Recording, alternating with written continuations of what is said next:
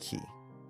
So a color key in like media term is to take a video element or an image and remove the background or remove a color element of it. So for example, here we have a dust effect. And let's say I wanted to use this dust effect to kind of add some particles in Maya, which is something we can do really quickly to add some extra dimension and like quick effects without having to do simulation. Like if I wanted to have a creature hit the ground and the dust go across around it, I can just add a dust effect like this in my scene and it's there. Animated Paul, thank you so much for the sub. 30 months. Jeez, 30 months. Thank you so much. Yes, we are back. Thank you so much, Paul. I really appreciate that. So we want to add this smoke effect into our scene. Now, the problem right now is that the smoke effect is a video. We've got a black background and the smoke over top. We don't want the black background. We just want the smoke. And we want it to be transparent. Now, if you have a program like Adobe Premiere, DaVinci Resolve, anything like that, those are great for doing color keys. Essentially, I can just take my video here, and in Premiere, I'm just going to add a Luma key. And now you can see there's a background that I added behind it, just this video image. And I can just adjust my threshold here. And now we've got a transparent dust cloud over top of whatever I want over top. Yay! Easy. From there, I just need to export it. Now, the problem is, does the program support the export you need? So, for example, DaVinci Resolve, it's a great free program. I love DaVinci Resolve, but it does not export as PNG images, which is a format that has transparency. So you can't export an image sequence of this file, which means that when you bring it into Maya, it's not going to have transparency, even though we did it here. That's kind of a pain. Now, if you have Adobe Premiere, it does support that. So I would export this file here, make sure I export it as a PNG sequence right there, make sure I set my frame, export a sequence, double check that. My frame rate, make sure I set that correctly. It's 24. And include the alpha channel. With that, I export it. I've got an image sequence that has transparency. I can bring into Maya, transparent. Perfect. What if you don't have that? You don't have a way of exporting that image. Or what if you don't have an editing program to begin with? Maybe on the system that you're working on, maybe you're at a studio, for example, and you've got Maya on your computer, but you don't have Premiere or something like that. It's an animation computer. They're not going to have every single editing program known to man on that system. How can we do this? So let's go to Maya here and let's figure this out. So to create this, let's actually first create a little scene. This is me just being picky. Or I shouldn't say picky. I should want to have something cool to look at. So I'm just going to create this is going to be a very basic scene here. A ball bounce. And we're going to have this ball hit the ground, bounce up, and let's see, let's do 12 frames-ish. It's going to hit the ground right around there, and then bounce back out there. Okay. And I'm just going to animate this so that we have something to look at and to kind of get an idea of how we can use that dust. And it'll just make it a little easier to see. And let's just create a very quick bounce here. So, boing. There we go. Maybe have it drop a little faster. And then to make the impact really feel like it hits, I'm going to set a key before and after the impact. On the impact itself, let's squash the ball down, expand it out, So this is actually just a cool little trick, a little hotkey. When you're scaling or actually rotating, translating in Maya, if I take the y-axis here, the up and down, and click on that, that'll bring it up and down very easily, like that. But to expand it outwards, so I'm scaling both X and Z, what I can do is hold down the Control key. So I'm going to hold down Control and then click and drag on the Y. And what that's going to do is it's going to exclude that axis and only work on the other two. So if I don't hold Control, you see I'm going up and down. If I hold Control, it's going in and out on the other two axes. So that's a great way to just quickly get some nice squash and stretch in there. So I'm going to take this and I'm just going to cut it right through the ground so it feels like it really just squashes in there. And then I'm not going to worry about stretching. It's just going to be the squash that I want. Wink. So I just want to get that little flip pancake. Maybe a little too much there. Yep. Something like that. Wink. Okay, how does that feel? Boop. Yeah, that's fine. Honestly, for the demo that I'm doing, this is just overkill. Kind of want to bring this just a little lower. Okay. So we've got that. Now we've got this ball hitting the ground, bouncing. Yeah.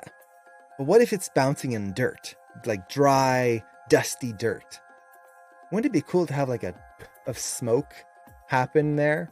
Just to kind of show the feeling of the area. Or imagine like a character walking through the desert and after each step, there's a thing of smoke. Or you could do it with anything. Like maybe it's like Star Wars and they've got a laser blaster and they're going to fire and you have the bolt actually come out and it's actually a laser that's got like this cool laser effect. Not just a color, but like this, like the lightsaber effect, especially on the new films, that like crackling feel to it. What if we want something like that?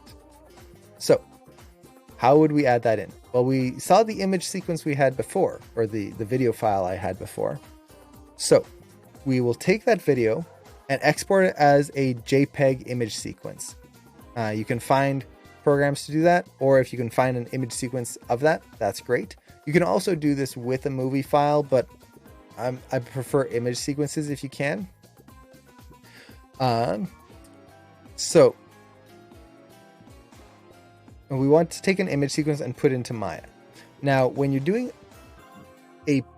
an image like this, that's going to kind of interact with the scene, you could technically create a free image plane. A free image plane is just an image plane. This is the same thing as if you would go to view image plane and import your reference in there to like play it while you're looking at your shot. A free image plane is the same thing. You can bring an image in there and it'll show up in there. For this type of effect, I don't like to use free image planes because they're more limited and they're trickier to work with, I should say, for this effect. So instead, I'm just going to create a polygon plane right here. Let's scale it up. And I'm just going to rotate it forward. Which direction is my ball going? Okay, good. So I'm going to rotate this up here. Like so. And okay.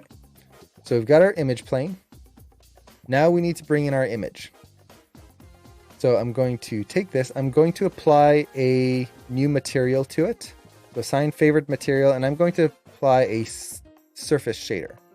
A surface shader is a shader that only has pure color. This way, the lighting of the scene is not going to affect these video elements. You're not going to get weird like highlights and stuff. So with the surface shader selected, I'm going to go to my out color, and I'm just going to bring in a file. So click on that little checkerboard icon. I'm going to bring in a file. Let's browse for it. And let's see, where's my dust? Dust. And we're going to bring in this dust file. So you can see I created an image sequence already. I'm going to take the first image here, and then we're going to make sure I select use image sequence. Now, nothing's showing up. Why? I have to hit 6 on the keyboard to activate textures. Aha! Now it's showing up and it's rotated the wrong way. So let me whoop,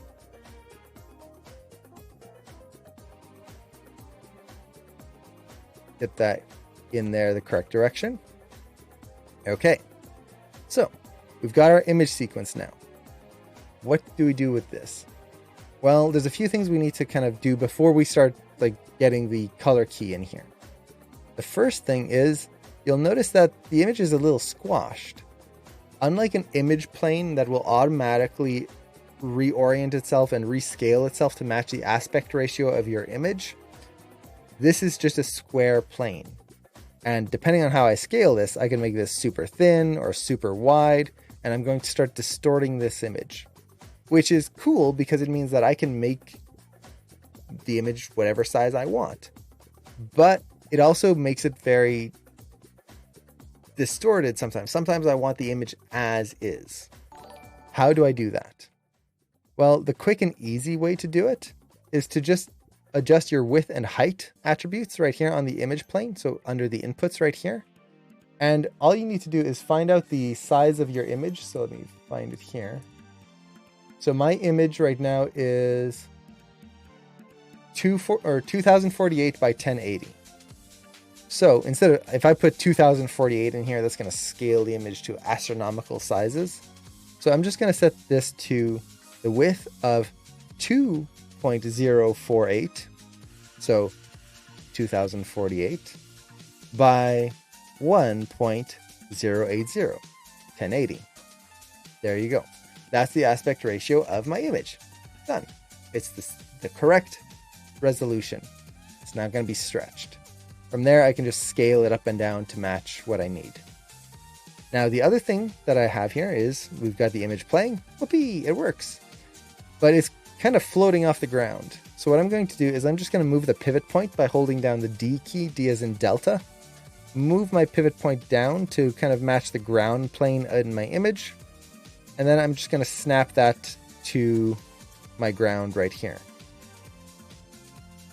And now I can scale this up and down and get it just the right size that I want. So let's kind of get it in place here. The ball is going to hit right around here. I want that image plane to be right in the center-ish, right around there. Okay, great. There's another problem. It's starting too soon. This is not going to work. How is this going to work if the puff of smoke is happening before the ball even hits? Well, now that we've got everything kind of in place, I can go to my image here, so my image plane, and I can offset when this image is going to start, when the animation is going to start playing.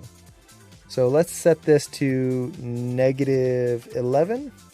See if that works. So, no, too soon. I need it to be -14. Let's see how that feels. As long as it's not playing before the bouncing ball hits. Let's see, maybe a little sooner so we get a little bit more puff. -13. So we get a little bit more right there at the end. There we go. So now if we hit play, whoop, it hits and we get that nice puff of smoke happening after it leaves the ground. Now you'll notice that the image plane before that is now gray because there's no animation there. So what we can do for this, just to kind of simplify our lives, is before it hits the ground here, I'm just going to key the visibility. So when it hits the ground here, visibility is going to be off. And then when it's in the air, visibility is going to be on. So just turn that off right there. Now we get whoop, and then poof, the puff of smoke. Right there. Great, we're getting there. We've pretty much got everything set up. At this point, all we need to do is actually get that transparency in place, because a big black image here is not going to be very interesting to look at, especially if we have lots of dust smokes. You're just going to see this like trail of black squares all over. We need to color key this, and this is now the start of the proper demo here. So how do we color key this? How do we get that black out of there? Well, the thing to keep in mind is that Maya has a concept of transparency. And the way it thinks of transparency is black and white. In Maya, if I take this sphere here, for example, there is a transparency attribute. Black, or a value of 0, is on, like it is visible. If I take this transparency and turn it to white, which is a value of 1 right here, means it will be transparent. So we have that 0 to 1, black to white, that can deal with transparency. Now we have an image here that has a bunch of black in it. So if we were to tie the color of that image into the transparency, we can make it transparent. We can use that to color correct it. And this is the fun of Maya. When you start learning and thinking of how you can connect things in different weird ways, you can really get some interesting results. So how do we do this? Well, for this, I like to use the Hypershade, simply because it allows you to create your node network. You have all of your utilities right here and all of your materials.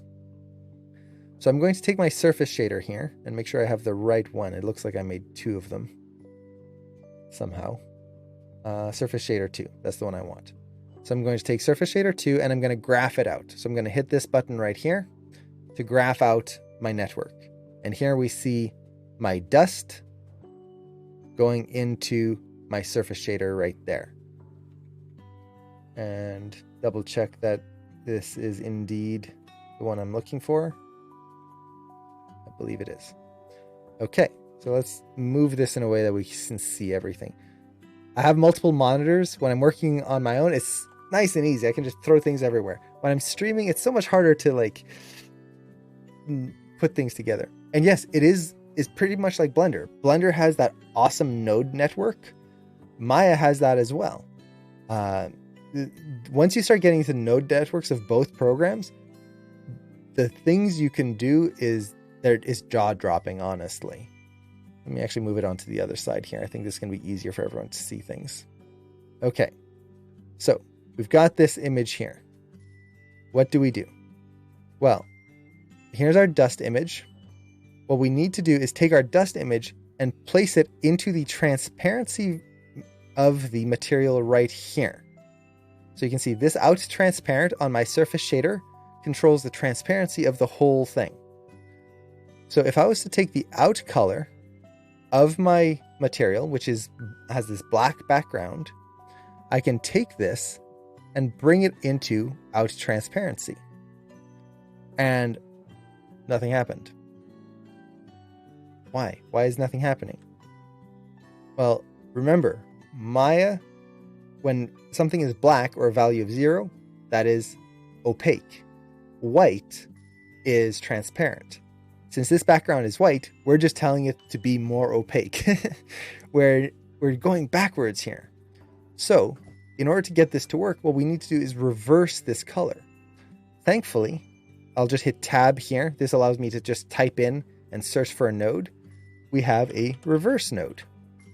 So I'm going to take this reverse node, which is going to basically take whatever we put into it and flip it. So a value of 1 becomes 0, 0 becomes 1, black becomes white, white becomes black, flips it. So I'm going to take my out color, place it into my reverse node, and then take my output and put it into my out transparency. Now it's flipped it. Anything that's black becomes white, which is a value of 1, which is transparent. And now we have this. It's transparent and you get that little puff of smoke. Yay! But also, ugh. Can you see it? It's barely there. We have to squint and look. Oh, it's so pretty. If you really take it, like, you have to get your glasses and then the magnifying glass and then zoom in on the window and enhance just to see this beautiful, cool effect we did. Why is it not showing? Well, the big reason is that we are taking the base color values of this image and placing it into the transparency. Those base values they just don't have enough contrast to make something visible and invisible. Everything's kind of like middle ground gray in there.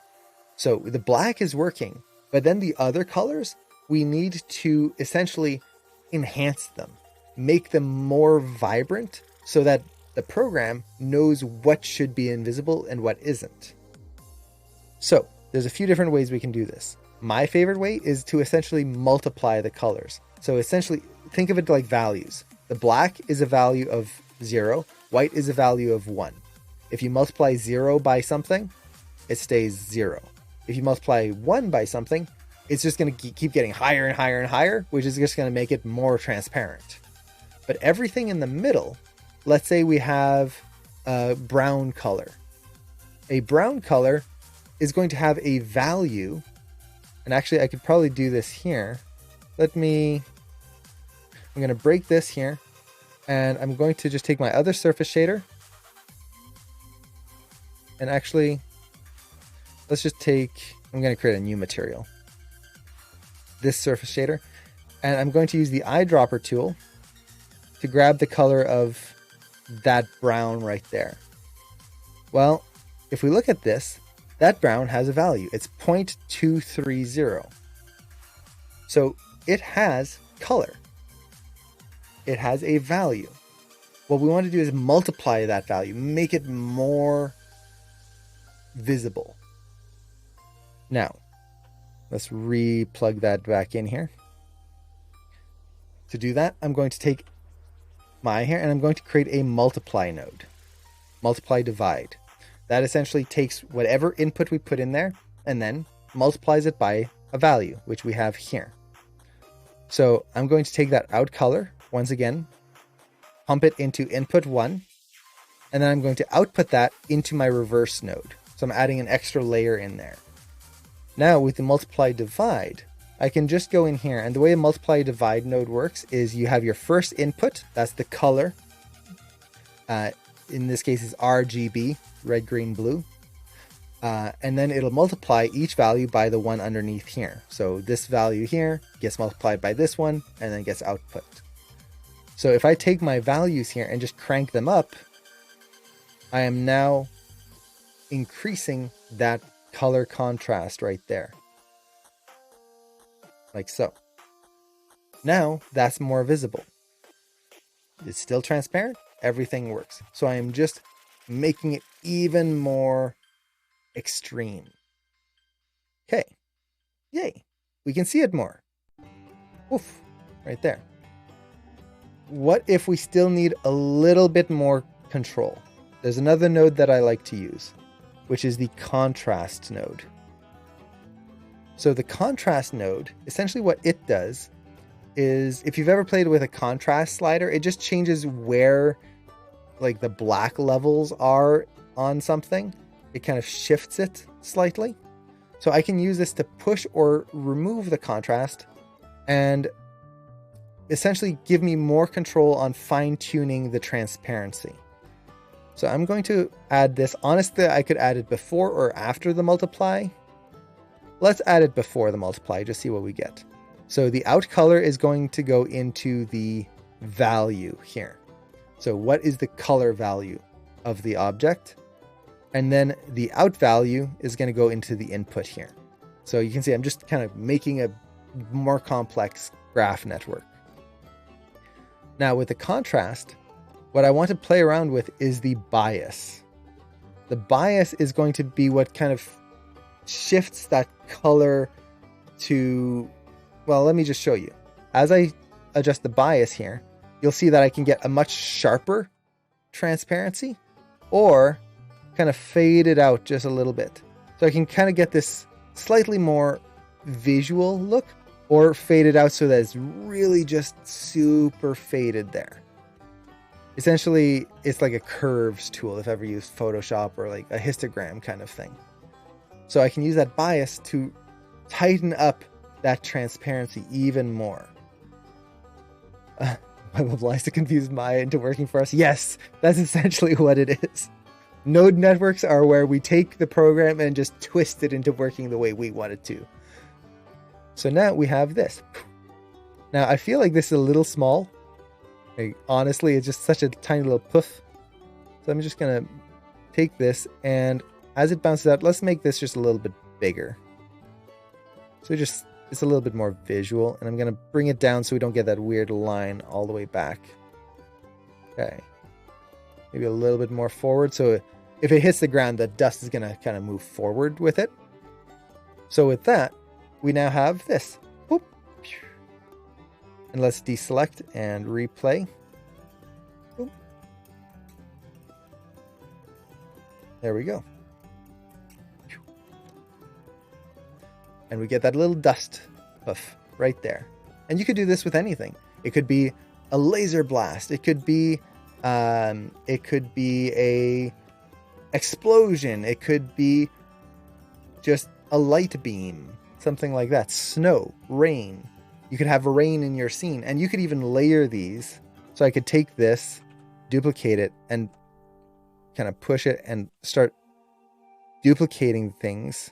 And if I had another smoke effect, I could make something even more complex by having two separate smoke effects in there at once. Or in this case, maybe I rotate it a little bit. So now we get this happening, and now it's going out in both directions. I would want to use two separate videos, not the same one, because you kind of notice the duplication there. But that's something else I could do. And can I lighten the edges more? Yeah. So if I wanted to get those edges to be a little lighter, you can see there's kind of this black edge right there. Once again, that's where the contrast comes in. I can take my bias and just tone it down. I can even push the contrast here a little bit to kind of refine that a little bit. So it takes a little bit of playing around, but there you go. So let's see, is there another way to create the transparency for the plane? In past, I did the same without the node editor, but I don't remember how.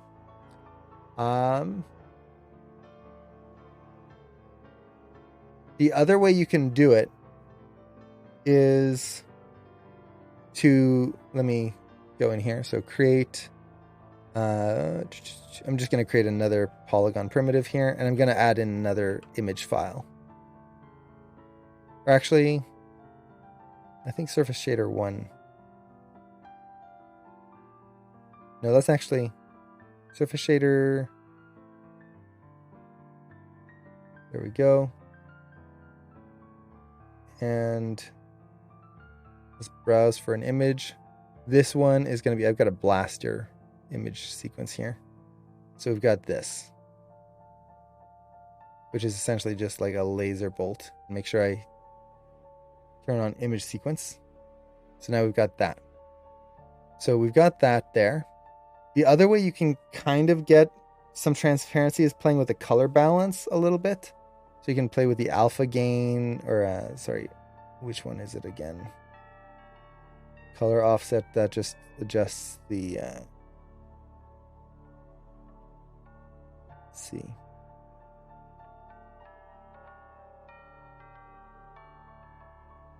Yeah, on some images you can play with this if they have an alpha channel. Yeah, that's for PNGs. That's what I got mixed up there. Other ways you can get the transparency. The big thing is you need to connect it into the color, right? Right here. So I need to connect it into the out transparency. So I could just, without going into the node editor, bring in the file right here. But because this is black, it's still going to be backwards. So I would need to reverse the image. Let's see. I'm trying to think what other ways. Essentially, you would need to bring in the image into the transparency. Either that or have a transparent image like a PNG. And then you can use the alpha adjustments to make that more or less transparent depending on the image. But since we are just dealing with a JPEG, there is no transparency channel that we can work with, or alpha channel. And where are those controls? Which controls specifically? This will be a clip I will have to come back to in the future. It's a really cool effect. Like, this is actually something they do at ILM, where ILM deals with a lot of like Transformers and Marvel superheroes, and they've got characters that can shoot lightning, and they've got characters who can fire webs and all of this stuff. Tony Stark shoots missiles and like bolts out of his hands. Star Wars, yeah. And instead of having to take your shots and send them to the VFX department to get all of this done just to see if things work and to get an idea, they essentially have a library of plates like this that they can just drop in and animate, just like a laser bolt. Just there you go. And you can populate your scene with a bunch of these things and get a good idea of what you want that feeling to be. Explosion in the background. There you go. You've got the explosion. You don't have to wait for a VFX team to do that for you. So this is super helpful, especially in the previs development. But even as animators, like, this works great. And if you take a little bit of time, you're going to be able to do much more complex effects in way less time than trying to do a simulation of something. And especially for demo reels, this is going to read super clearly and just be more than you need. So yeah. And the contrast and bias was on the contrast node that I created for this. So in the node editor, you can find it right here, contrast. And there's my contrast bias. So let me clear that node network and refresh it. So let's see, surface shader. Oh, that's number one. There we go. So here's our node network. Let me make this bigger here. So we've got our image, and the image is going into a contrast node, then a multiply node, and then a reverse node, and then back into our actual shader right here. And then the image is also just going into the color of the shader right in there. So yeah, there we go. It's not super complex, but essentially allows us to get color keys and have a lot of control right in Maya without having to have an external program. And yeah, honestly, I typically prefer external programs and just kind of bring in my own image sequence with PNGs. That's my preference because other programs are made for color keying, so you have a lot more finesse without having to like go into all of these extra controls. But there are times, even after creating my own transparencies, where it's like, oh man, I just want to tweak this one little thing. I guess I'll have to re-export everything, or I just add a few nodes and then I'm done. Let's see. And yes, you can make a pre-made version and just drop it in the image sequence. So this is actually a good little note here. Let's say I've created this cool little network, and you know, man, would it be nice if I could just reuse this in new scenes without having to remake it over and over and over and over again? Well, you can take this, go to File, Export Selected Network, export that, and save it as your transparent image plane, whatever you want to call it. Next time you need to do something, create an image plane, or just a polygon plane, import your network, apply it, and you're done. All you have to do is browse for the image. Everything's set up for you. And this is where you can have just like a bunch of these presets just saved on your system, and you can just go boop, boop, boop, done. It's the same with lighting. I have on my system, let's see if I can reference it in here. I do a lot of shots where I need 3-point lighting on my scenes. And it's kind of a pain to try and reset up that 3-point lighting all the time, because I know what I want. It's going to be 3 lights set up in a certain way with a certain intensity. So I just created this setup here, which has my 3 lights, my camera, everything in place, all of my settings ready. So whenever I have to do a quick lighting setup, there you go, it's done. I reference it in, poof. It saves time. So especially if you're noticing that you're doing the same thing over and over and over, create these little presets for yourself. It doesn't take a lot of time to save it, but it's going to save a lot of time in the long run because you're not having to redo everything from scratch every single time. So, yeah. And this goes for networks like node networks. If you're constantly remaking the same network every time, the same material, or if you know that you're going to be wanting to use the same material across multiple scenes, instead of having to remake it every single time, just export that network and then re-import into your other scenes. Do you reference in a node network? You import it. So you could technically reference it, but I would import it because you want to be able to change it in your shot. So I usually import those. Honestly, it depends. It depends on if I know I'm going to be making changes to it later on, in which case you could reference it in and then it'll just update based on your one scene that you change.